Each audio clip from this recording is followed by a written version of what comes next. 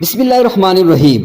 میں نے حیدرآباد میں بہت ساری محافل نعت میں شرکت کی ہے، لیکن جس محفل نعت میں جا رہا ہوں وہ غالباً اپنی نوعیت کی مختلف محفل ہے۔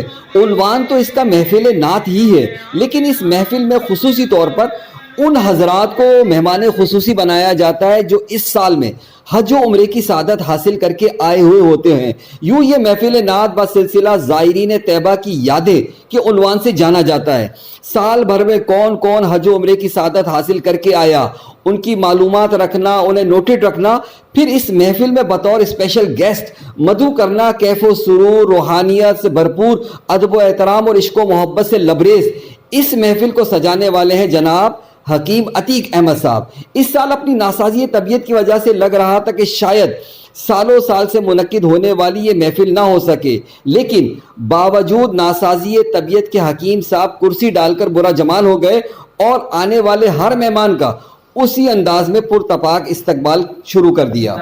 عاشقان رسول بھی ہیں۔ محفل کی نکابت کی ذمہ داری محمد دانش اتاری نے سنبھالی۔ سید آصف نے مہمانوں کا استقبال کیا۔ محترم سلیم چشتی نے تلاوت قرآن پاک سے محفل کا آغاز کیا اور اس کے بعد اپنی خوبصورت آواز میں حمد باری تعالیٰ پڑھی۔ پھر سلسلہ شروع ہوا نعت خوانی کا۔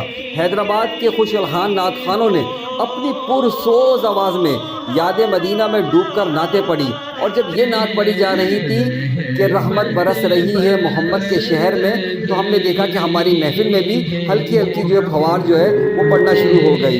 زائرین طیبہ کے تاثرات میں ہمارے سالوں سال سے حج و عمرے کی سعادت حاصل کرنے والے حاجی عبدالرشید اتاری نے اپنے خیالات کا اظہار کیا۔ مفتی محمد اسلم مدنی صاحب نے یاد مدینہ میں ڈوب کر اپنا روحانی عرفانی بیان فرمایا، اور حسنین نے تو مدینے میں ہونے والے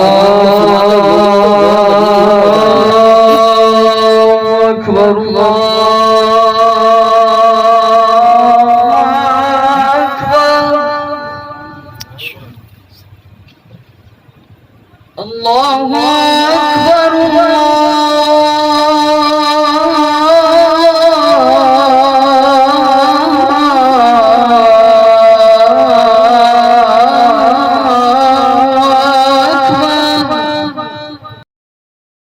اس محفل کا خوبصورت حصہ جب ایک ایک زائر کو بلا کر علماء کرام کے ہاتھوں گل پاشی اور تحائف پیش کیے گئے۔ آخر میں صلاۃ والسلام، دعا اور پھر لنگر کا اہتمام کیا گیا، اور رات کا تقریباً 1:30 بج چکا تھا، لیکن چائے آ جائے تو چائے پیے بغیر تو ہم جا نہیں سکتے، تو چائے پی کر پھر ہم اپنے گھروں کی طرف لوٹ گئے۔ وائس آف حیدرآباد سے محمد عمران۔